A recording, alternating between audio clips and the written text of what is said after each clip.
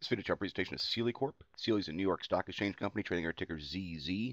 Sealy had a modest day on Thursday, only closing up about 0.5%. But what caught my eye is the way it's holding a support level again, right around this $1.50, $1.55 area. Last couple times it's moved off this support. It's produced some pretty nice moves. Even on the shorter bounce, still about 20%. The bigger bounce more near 30%. And because of that, I think it's worth keeping an eye on to see if it's going to move back off that support again and produce another nice little move. Seeing a wedge type look to the MACD. Is making higher lows, but also making lower highs. So getting a somewhat neutral look. You do see the histogram bars are moving back towards zero. So I'll be looking for that bullish cross and see if it's going to break through the trend line and bust back through zero and go into a more bullish position. A very similar look with the PPO. ADX is down low. When it's down near these levels, I look for it to try and put together some sort of upward trend, add some strength to a direction. MFI is coming out of oversold territory. But when the price per share drops back down on a support level, it definitely pulls the MFIs down because people are able to pick up shares at a cheap price. Accumulation distribution, this is a very nice look, long upward channel. That is a bullish look with that upward pressure. That's reinforced by the shaking money flow, basically holding in the green, saying buying pressure has been outweighing selling pressure for about 7 months now.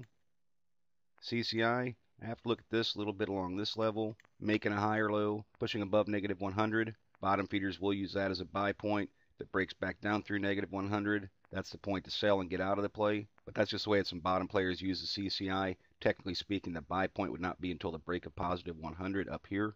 As should be kind of expected, full stow. Momentum's coming out of the play. Stock price has been falling recently. And the tricks basically gives the same feel as the MACD. Kind of getting itself into a wedge position.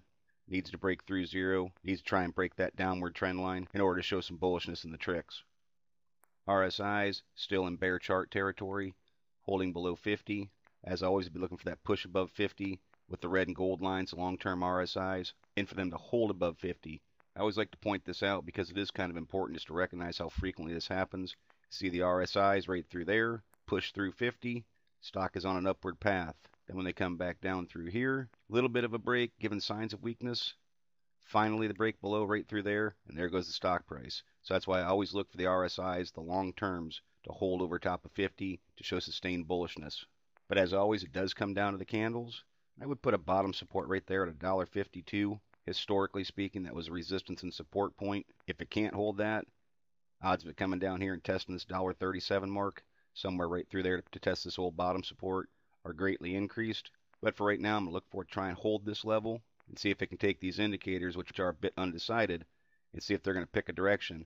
And if they go into bull mode, I see this taking on a little bit of resistance around $1.72 or so, and I certainly see it picking up around $1.84, but I wouldn't call a main resistance in play until $1.95.